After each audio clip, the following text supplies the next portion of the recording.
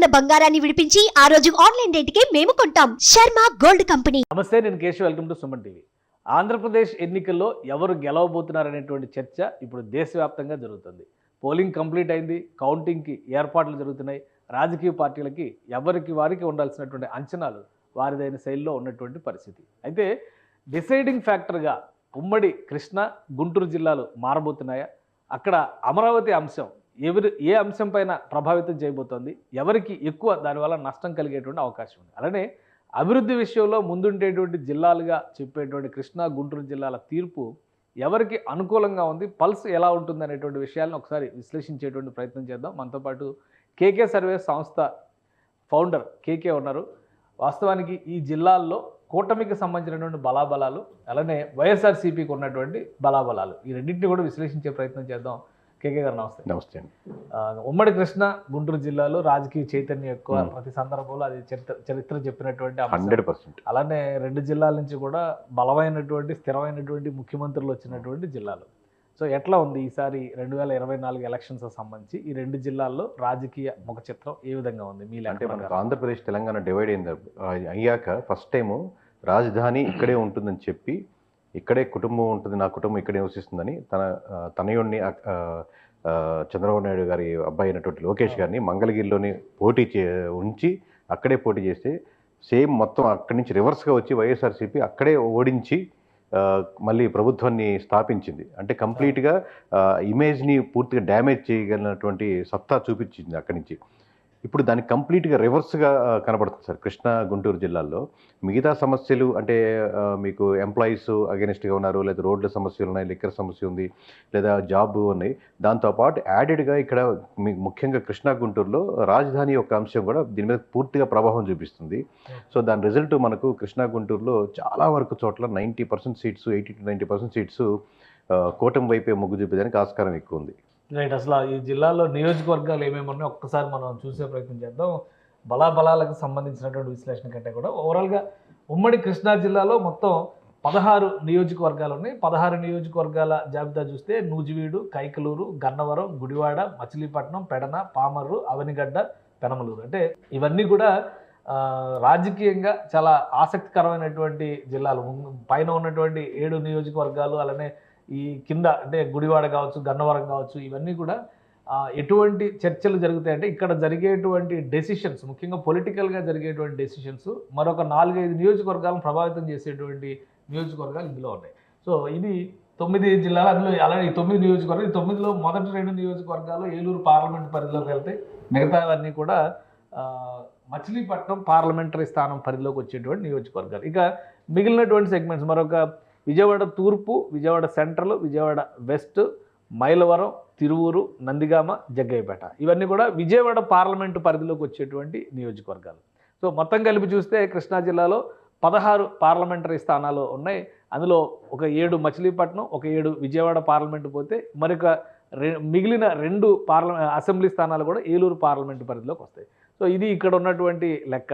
ఇంకేకే ఇప్పుడు మీరు ఓవరాల్గా 16 స్థానాలంటే లాస్ట్ టైము చాలా కష్టం మీద తెలుగుదేశం పార్టీ 1-2 స్థానాలు మాత్రమే గెలుచుకుంది. అది కూడా విజయవాడ పరిధిలో ఉన్నటువంటి నియోజకవర్గాలు, సిటీ పరిధిలో ఉన్నటువంటి నియోజకవర్గాలు మాత్రమే గెలుచుకుంది. ఓవరాల్గా ఒక 3 నియోజకవర్గాల్లో గెలిచినట్టు తెలుగుదేశం పార్టీ. మిగతా అన్ని చోట్ల కూడా వైఎస్ఆర్సీపీనే గెలి, అంటే ఆల్మోస్ట్ క్లీన్ స్వీప్ అనుకోవాలి 2019. లాస్ట్ టైం ఎక్స్పెక్టేషన్స్ అండి సార్, రాయలసీమలో కొంచెం జగన్ గెలిచేయచ్చు, లేకపోతే విజయనగరంలో జగన్ గెలిచేయచ్చు. కానీ రాజధాని ఉన్న ప్లేస్లో మటుకు నలిసి చంద్రబాబు నాయుడు గారు కూడా అసలు ఉన్న సర్వేలు కానీ అప్పుడు ఉన్నటువంటి వ్యవస్థలు ఆయనతో పాటు ఉన్నటువంటి వాళ్ళు ఎవరు కూడా అక్కడ విజయవాడ, గుంటూరు సైడు వైఎస్ఆర్సీపీ గెలుస్తుందని క్లోజ్ అసోసియేట్స్ కూడా ఆయన చెప్పలేదు, తెలియజేయలేదు. Okay. So almost last time మనం చెప్పినప్పుడు కూడా ఓవరాల్గా షాక్ అయ్యేవాళ్ళు, ఏంది మీరు చెప్పేది చాలా ఫేక్ అండి, విజయవాడ మీరు వేరే దగ్గర చెప్పారంటే ఒక అర్థం ఉంది, విజయవాడ, గుంటూరు దగ్గర కూడా మీరు ఎక్కువ వైఎస్ఆర్సీపీ చెప్తున్నారు, ఇది కరెక్ట్ కాదని విపరీతంగా సర్వేస్లో వచ్చినటువంటి లాస్ట్ టైం 2019 ఎలక్షన్స్ గురించి. సో అలాగే ఇప్పుడు కూడా మనం ఘంటాపదంగా చెప్తుంది, ప్రీపోల్లో ఖచ్చితంగా 11 నియోజకవర్గాలు ఓవరాల్గా కూటమి వైపే ఉంటాయండి. ఓవరాల్గా 16 నియోజకవర్గాల్లో ఓవరాల్గా మీరు చెప్పే లెక్క ప్రకారం కూటమి వైపు ఈ టోటల్ దీనిలో 3 నియోజకవర్గాలు మాత్రం మిత్రపక్షాలకు ఇచ్చింది టీడీపీ. అంటే కైకలూరు అసెంబ్లీ బీజేపీకి వెళ్ళింది, విజయవాడ పశ్చిమ అసెంబ్లీ బీజేపీకి వెళ్ళింది, అవనిగడ్డ జనసేన పార్టీకి వెళ్ళింది. సో మిగతా చోట్ల అన్ని చోట్ల కూడా అంటే 13 చోట్ల తెలుగుదేశం పార్టీ పోటీ చేస్తుంది.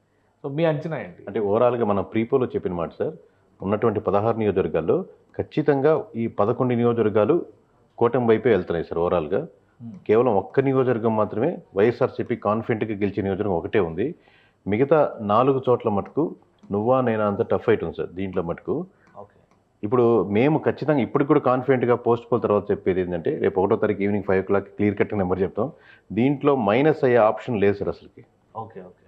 సో అంటే ఇప్పుడు 11 ఏదైతే మీరు ప్రీ పోల్లో ఎస్టిమేషన్ వేశారో ఆల్మోస్ట్ ఆ 11 తర్వాత కూడా కంటిన్యూ అవుతాయి. సో ఆ మిగిలిన 4లో ఈ 4లో ఇక్కడ 1 యాడ్ అవుద్దా, 2 యాడ్ అవుద్దా, లేదా 1 యాడ్ అవుద్దా, లేదా ఇటు 3 యాడ్ చేసుకుంటుంది అనేది ఓవరాల్గా పోస్ట్ పోల్ తెలియదు. అంత పోలరైజేషన్ ఉందా కృష్ణా గుంటూరు జిల్లాలో? అంటే ఓపెన్గా ఫస్ట్ మనం కృష్ణా జిల్లాలోనే మాట్లాడుతున్నాం కాబట్టి ఒకసారి మనం నియోజకవర్గాల వారీగా చూస్తే కృష్ణా జిల్లాలో నూజివీడు ఆల్రెడీ వైఎస్ఆర్సీపీ సిట్టింగ్ స్థానం, అది కైకలూరు వైఎస్ఆర్సీపీ సిట్టింగ్ స్థానం, plus last Gannavaram YSRCP shift అయిన స్థానం, వల్లభనేని వంశీమోహన్ వైఎస్ఆర్సీపీలో జంప్ అయ్యాడు తెలుగుదేశం పార్టీలో గెలిచి. స్టిల్ సో గుడివాడ వైఎస్ఆర్సీపీ గెలిచిన స్థానం, మచిలీపట్నం వైఎస్ఆర్సీపీ గెలిచిన స్థానం, పెడన ఇక్కడ జోగి రమేష్ గెలిచినటువంటి స్థానం ఇది, పామర్రు ఇతనే సిట్టింగ్ ఎమ్మెల్యే కైలా అనిల్, అలానే అవనిగడ్డ సింహాద్రి రమేష్ వైఎస్ఆర్సీపీ.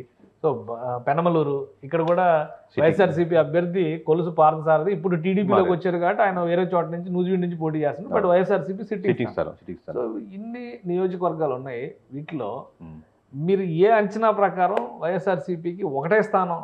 అంటే ఇంతకుముందు ఎన్ని సిట్టింగ్ స్థానాల్లో వైఎస్ఆర్సీపీ గెలిచిందన్నది కాదు సార్, ఇప్పుడు నిజంగా వైఎస్ఆర్సీపీ స్థానాల్లో ఎన్ని గెలుచుకోవడానికి ఆస్కారం ఉంది అనేది రాజకీయాలు ఏ రోజుకి ఆ రోజు ఏ టర్మ్కి ఆ టర్మ్ మారిపోతూ ఉంటుంది.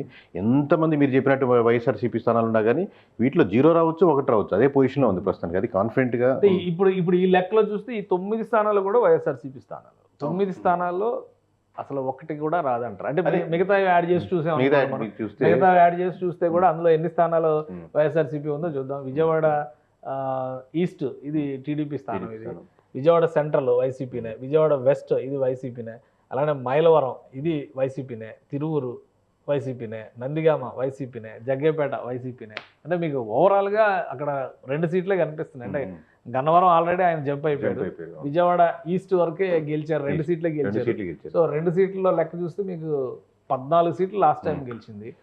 ఇప్పుడు ఇవన్నీ కూడా మళ్ళీ సిట్టింగ్ స్థానాలు కొన్ని చిన్న చిన్న చేంజెస్ ఉన్నప్పటికి కూడా ఓవరాల్గా అసలు మీ లెక్క ప్రకారం ఎందుకు వైసీపీ పైన అంత వ్యతిరేకత ఉంది? ఒక్క అమరావతి అంశమేనా, వేరే అంశాలు? మిగతా అంశాలు ఒక అమరావతి అంశం ఒక్కటే ఉండి మిగతా అంశాలు ఏవి లేకుండా ఉండే అనుకోండి, అంటే ఎంప్లాయీస్ ఫేవర్గా ఉండేది అనుకోండి. ఇప్పుడు మనం మీకు ఇంకా చెప్పారంటే సచివాలయాల్లో అన్ని నియోజకవర్గాల సచివాలయం ఓన్లీ డేటా తీసుకుంటే కంప్లీట్ సచివాలయాలు ఇచ్చింది జాబ్స్ ఇచ్చింది మొత్తం వైఎస్ఆర్సీపీ కదా సార్.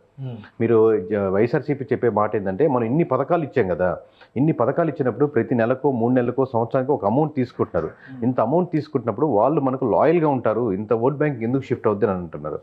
దానికి కాంట్రాడిక్టరీగా మేము చెప్పే స్టేట్మెంట్ ఏంటంటే కంప్లీట్ సచివాలయం ఎంప్లాయీసే 100 మందిని తీసుకున్నాం అనుకోండి, ఓవరాల్ స్టేట్లో 100 మెంబర్స్ తీసుకున్నాం అనుకోండి, దాంట్లో కూడా మోస్ట్ ఆఫ్ ది పర్సంటేజ్ కూటమి వైపే మళ్ళారు.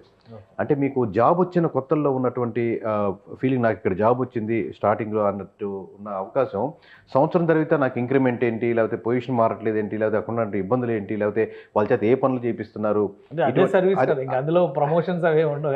సర్వీస్ అదే సార్. మామూలుగా మనం తీసుకుంది అంగన్వాడీ టీచర్ ఎలా అయితే పని చేస్తూ ఉంటుందో జీతాల్లో పరుగుదల ఉండొచ్చు కానీ పొజిషన్స్ లో చేంజ్ ఏమి ఉండదు కదా, అది ఎక్స్పెక్ట్ చేసినటువంటి వాళ్ళే కదా. వర్క్ కదా సార్, వర్క్ ఏ పరంగా చేపిస్తున్నారు అంటే వాలంటీరు పని వాళ్ళు వెళ్తే ఎక్కువ చేపిస్తున్నారా, లేదా ఒక పార్టీ పనులు ఎక్కువ చేపిస్తున్నారా, లేదా వాళ్ళకి కావాల్సిన ఇన్ఫర్మేషన్ తెప్పించుకుంటున్నారా, లేదా అక్కడ ఉన్న జాబ్ ఇష్యూస్ ఏంటి, ఎనీ జాబ్ అంటే మనకు సంవత్సరం 2-3 సంవత్సరాల తర్వాత అంత కృతజ్ఞతాభావం ఉండడం కంటే కూడా మనం నెక్స్ట్ లెవెల్ ఇంక్రిమెంట్ లేకపోతే ఇంకోటి అక్కడ ఉన్నటువంటి ఇష్యూస్ని మనం హైలైట్ చేస్తూ ఉంటుంది మానసికంగా కూడా. సో ఇప్పుడు కరెంట్గా ఓవరాల్గా సచివాలయం ఎంప్లాయీస్ ఎట్లా ఉంటారు, మేము అసెంబ్లీలో వర్క్ చేసే ఎంప్లాయీస్ లేకపోతే అక్కడ ఉన్నటువంటి మొత్తం ఓవరాల్ కేటగిరీ ఎంప్లాయీస్ వెరిఫై చేసినా అక్కడ కూడా ఓవరాల్గా వ్యతిరేకత ఉంది. ఓకే. సో ఇక్కడ ఇంకా బలమైన నాయకులు కొంతమంది అంటే వైసీపీ లిస్టులో బలమైన నాయకులు ఉన్నారు. ఇప్పుడు యాక్చువల్గా మేకా వెంకట ప్రతాప్ అప్పారావు అంటే నూజివీడు నుంచి ఆయన సీనియర్ మోస్ట్ లీడరు, మంత్రి కాకపోయినా కానీ ఒక సీనియర్ మోస్ట్ లీడర్. అలానే కొడాలి నాని మాజీ మంత్రి, పేరుని నాని వాళ్ళ కొడుకు పేరుని కిట్టు, అంటే ఫస్ట్ టైం డెబ్యూ చేస్తారు. నాని గారు ఆయన ఎలక్షన్స్ కంటెస్ట్ చేసినంటే కూడా కిట్టు గారి మీద ఎక్కువ కాన్సన్ట్రేట్ చేసి ఎక్కువ ఉంటుంది ఖచ్చితంగా. ఏ ఎలక్షన్స్ కి ఇంత కాన్సన్ట్రేట్ చేసి ఉంటారు. సో అంటే వీళ్ళందరూ కూడా ఇప్పుడు వల్లభనేని వంశీ కానీ, మేకా ప్రతాప్ అప్పారావు కానీ, కొడాలి నాని కానీ, పేర్ని కిట్టు కానీ, Jogi Ramesh, Simhadri Ramesh okay, but second time MLA కాబట్టి జోగి రమేష్. సో ఇంతమంది సీనియర్ లీడర్స్ ఉన్నారు ఇక్కడ ఈ లిస్ట్ లో. అంటే మీరు అన్నారు సార్ బలమైన నాయకులు, మంత్రులు పరిస్థితి ఏంటి? ఉమ్మడి కృష్ణా జిల్లాలో ఉన్నటువంటి మంత్రులు, మాజీ మంత్రులు వీళ్ళ పరిస్థితి ఏంటి? వీళ్ళు కూడా ఓడిపోతారు. ఎందుకంటే ఇప్పుడు విజయవాడ ఈస్ట్ నుంచి మనం ఎగ్జాంపుల్ చూసామంటే విజయవాడ ఈస్ట్ నుంచి వెల్లంపల్లి శ్రీనివాస్ పోటీ చేస్తున్నారు, మంత్రి, మాజీ మంత్రి. ఆయన పోటీ చేస్తున్నారు. అలానే సామినేని ఉదయ్ విజయవాడ సెంట్రల్ ఆయన విజయవాడ వెస్ట్ నుంచి ఆయన సెంట్రల్ కి షిఫ్ట్ అయ్యారు.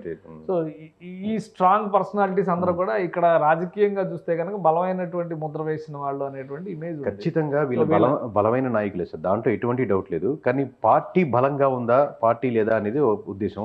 లాస్ట్ టైం 100% వైఎస్ఆర్సీపీకి ఓట్లు వేసిన వాళ్ళు ఒక 10-15% మారుతున్న షిఫ్ట్ అవుతున్నారంటే ఎంత బలం ఉన్న నాయకుడు ఒక పార్టీ యొక్క తగ్గుతున్న బలాన్ని ఇట్లా ఇండివిజువల్గా నియోజకవర్గంలో లేపలేడు ఆ పార్టీ మీద. ఎందుకంటే 90% వేసే ఓట్లు నేను వైఎస్ఆర్సీపీకి వేస్తున్నానా, లేదా టీడీపీకి వేస్తున్నానా, లేదా చంద్రబాబుకి వేస్తున్నానా, జగన్మోహన్ రెడ్డి గారికి వేస్తున్నానా అనేది ఉంటుంది.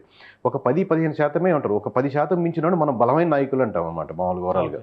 అంటే వాళ్ళు ఇండివిజువల్గా వాళ్ళని చూసి ఓట్లు వేసేవాళ్ళు 10,000 దాటారు, 15,000 వేస్తారు, 20,000 వేస్తారు. వీళ్ళు చాలా బలమైన నాయకులు. వీళ్ళలో ఇండిపెండెంట్గా పోటీ చేసి ఎంతమందికి 10,000 దాటుతాయి అనేది ప్రశ్నార్థకమే. బట్ పార్టీతో పాటు జోడించితే వాళ్ళకి ఎక్కువ ఓట్ బ్యాంకింగ్ రావచ్చు. సో పార్టీ మీద వ్యతిరేకంగా ఎక్కువ మన పర్సంటేజ్ మారుతున్నారు కాబట్టి షిఫ్ట్. సో ఆబ్వియస్గా అంత బరువుని ఒక ఇండివిజువల్ క్యాండిడేట్ వీళ్ళు తీసి పక్కన పెట్టలేరు సార్ వాళ్ళకి. ఓకే. సో మీ ఫైనల్ అంచనా అంటే ఒకవేళ 1వ తారీఖు ఆల్రెడీ పోలింగ్ జరిగిన తర్వాత ఈ 15-20 రోజుల్లో జరిగినటువంటి పరిణామాలు, ground reports plus exit poll సర్వేలని, పోస్ట్ పోల్ సర్వేలని, ఇవన్నీ డేటా కొంత కలెక్ట్ చేసి ఉంటారు కదా, వాటి సారాంశంగా చూస్తే కూడా ఫైనల్ ఫిగర్ 11కు తగ్గదు సార్. మామూలు కూటమి 11కి తగ్గదు. 11 పైన ఒక నెంబర్ యాడ్ అవుద్ది కానీ 11కి ఒక నెంబర్ తగ్గదు. మీ అంచనా ప్రకారం చూస్తే ఉమ్మడి కృష్ణా జిల్లాలో అమరావతి అనేటువంటి ఇష్యూనే ఎక్కువ ఇంపాక్ట్ చూపించిందా, ఇతర కారణాలు కూడా? ఎందుకంటే సామాజికంగా వైసీపీ వేసినటువంటి ప్రధానమైనటువంటి అంచనా సామాజికంగా ఉన్నటువంటి ఈక్వేషన్. ఇప్పుడు రిజర్వ్డ్ కాన్స్టిట్యున్సీస్ ఉన్నాయి, ఖచ్చితంగా మేము గెలుస్తాం అనేటువంటి అభిప్రాయంతో ఉంది. అలానే విజయవాడ వెస్ట్ లాంటి కాన్స్టిట్యున్సీ, ముస్లిం ఓటు బ్యాంక్ ఎక్కువ, ఖచ్చితంగా మేము గెలుస్తాం అనేటువంటి ఆలోచన ఉంది. సో ఈ విజయవాడ ఈస్ట్ లాంటివి అనుకోండి, కొద్దిగా ఏదో కొంతమంది నాయకులు, దేవినేని అవినాష్ లాంటి గట్టి ఫ్యామిలీలు వచ్చినాయి కాబట్టి గెలుస్తాం అనేటువంటి అంచనాలు ఉండొచ్చు. బట్ ఈ లెక్కలన్నీ తిరువురు కూడా వైఎస్ఆర్సీపీ బాగుంటుంది. తిరువురు కూడా రిజర్వ్డ్ కాన్స్టిట్యున్సీనే. ఇది తిరువురు రిజర్వ్డ్ కాన్స్టిట్యున్సీనే. ఇప్పుడు మైలవరం ఉంది, లాస్ట్ టైం వైసీపీ అభ్యర్థి గెలిచినటువంటి నియోజకవర్గం, ఇప్పుడు అదే అభ్యర్థి టీడీపీ నుంచి కంటెస్ట్ చేస్తారు.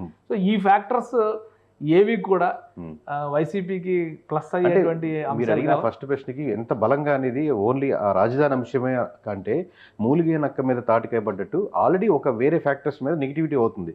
కానీ కృష్ణా గుంటూరుకు వచ్చి మనిషి అలా కూర్చునేసరికి పెద్ద తాటికాయ లాంటిది ఒక అమరావతి అనే ఇష్యూ డమ్ అని పడుతుంది అనమాట. ఆల్రెడీ చాలా ఫ్యాక్టర్స్ తో రాజధాని పెద్ద ఇన్ఫ్లుయెన్స్ చేసేటువంటి అంశం. 100% రాజధాని ఫ్యాక్టర్ ఇన్ఫ్లుయెన్స్ కాదు సార్ ఇంతకుముందు. ఎందుకంటే ఇన్ఫ్లుయెన్స్ చేసే పని అయితే అక్కడి నుంచి లోకేష్ గారు గెలిచేవాళ్ళు కదా.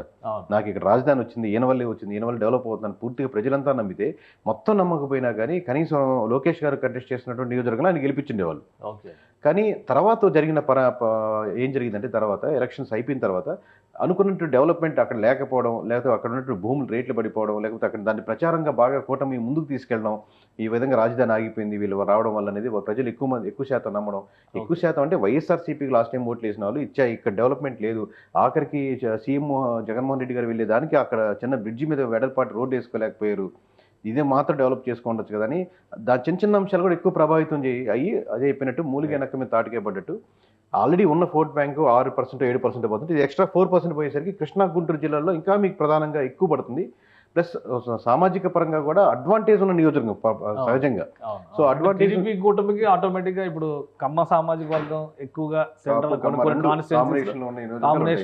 ఒక దాంట్లో 5% ఉండొచ్చు, ఒక దాంట్లో 10% ఉండొచ్చు, అది వేరే విషయం. బట్ ఈ రెండు బలంగా ఉన్నటువంటి సామాజిక వర్గాలు ఆల్రెడీ అపోనెంట్ ఉన్నటువంటి మీరు వీక్ అవుతుంటే వెంటనే క్యాప్చర్ చేసినందుకు అన్ని అవకాశాలు ఉంటాయి కృష్ణా గుంటూరు జిల్లాలో. ఓకే. సో మీ అంచనా ప్రకారం ఫైనల్ వర్డ్ అదేనా? ఫైనల్ వర్డ్ అది కాదు సార్, ఇంకా మీకు చెప్తాను చూడండి. కృష్ణా గుంటూరు రెండు కలిపినా సింగిల్ డిజిట్ దాటదు వైసీపీకి. సో ఎందుకు అంత వ్యతిరేకత అదే అంటే ఈ మళ్ళీ ఫ్యాక్టర్స్ same మళ్ళీ ఇదే సేమ్ factors. ఫ్యాక్టర్స్ కృష్ణ అయినా గుంటూరు ఇదే ఫ్యాక్టర్స్. ఓకే రైట్, మనం విడిగా మళ్ళీ గుంటూరు గుంటూరు discuss report చేద్దాం. చూద్దాం, మళ్ళీ Okay, డిస్కస్ okay, right. చేద్దాం. కానీ కృష్ణా జిల్లాకి సంబంధించి ఫైనల్ వర్డ్ ఏంటి కేకే చెప్పేది? ప్రీపోల్ సర్వే బేసిస్ లో ప్రీపోల్ సర్వేలో మనకు ప్రీపోల్ సర్వేలో 11 కూటమికి చెప్పాం సార్. ఆ 11లోంచి ఒకటి తీద్దామా అనే ఆలోచన ఇప్పుడు దాకా లేదు. 11 చూస్తే 11 కన్ఫర్మ్. ఈ టైట్ ఫైట్ లో ఇంకేమైనా 1-2 యాడ్ చేసుకోగలదా వైఎస్ఆర్సీపీ అనేది ఆలోచిస్తున్నాం. అంతేగాని ఈ 11 మటుకు తలకింద తపస్సు చేసినా మారదు కృష్ణా జిల్లాలో కూటమి. రైట్, థ్యాంక్ యూ కేకే, మీ అభిప్రాయం తెలియజేసినందుకు. ఇది కేకే సర్వేస్ గతంలో నిర్వహించినటువంటి సర్వే, అంటే గత ఎలక్షన్స్లో నిర్వహించినటువంటి సర్వే పైన పబ్లిక్ ఒపీనియన్ కానీ అలానే రిజల్ట్ కూడా దాదాపుగా యాక్యురేట్గా వచ్చిందనేటువంటి సమాచారం ఉండడం, ఈసారి ఎస్టిమేషన్స్ ఎలా ఉంటాయనేటువంటి ఆసక్తి ప్రేక్షకుల్లో ఉండడంతోనే సుమన్ టీవీ ఈ వీడియోస్ని ప్రజెంట్ చేసేటువంటి ప్రయత్నం చేస్తుంది. ఈ డేటాతో కానీ ఈ అనాలిసిస్తో కానీ పూర్తి బాధ్యత తీసుకోవాల్సింది కేకే సర్వే సంస్థ మాత్రమే గమనించాల్సి ఉంటుంది. ఇక సుమన్ టీవీ ఏ సర్వే చేసినటువంటి సంస్థల ద్వారా అయినా కానీ అంటే ప్రామాణికమైనటువంటి సర్వే చేసినటువంటి సంస్థల ద్వారా వాళ్ళ రిపోర్ట్స్ ఆధారంగా ఈ 20 రోజుల్లో ఉన్నటువంటి ఎక్స్పెక్టేషన్స్ పైన కొన్ని వీడియోస్ మాత్రమే చేస్తుంది. ఇది సుమన్ టీవీ అభిప్రాయం ఎంత మాత్రం కాదని గమనించాల్సినటువంటి అవసరం ఉంటుంది. ఇక కృష్ణా జిల్లాలో జరిగినటువంటి ఎన్నికలకు సంబంధించి కౌంటింగ్ రోజున ఎటువంటి ఫలితం వస్తుందనేది ఎగ్జాక్ట్ రిజల్ట్ కౌంటింగ్ రోజునే వస్తుంది. కానీ ఈ కేకే సర్వీస్ వేసినటువంటి అంచనాల ప్రకారం చూస్తే కూటమికి బలమైన ఎడ్జ్ కనిపిస్తుంది అనేటువంటి మాట చెబుతున్నారు. ఇది ఎంతవరకు నిజమవుతుందో జూన్ 4వ తేదీన డిసైడ్ చేద్దాం. Keep watching. సుమన్ టీవీలో మీ పర్సనల్ అండ్ బిజినెస్ ప్రమోషన్స్ కోసం కింది నెంబర్కి కాంటాక్ట్ చేయండి.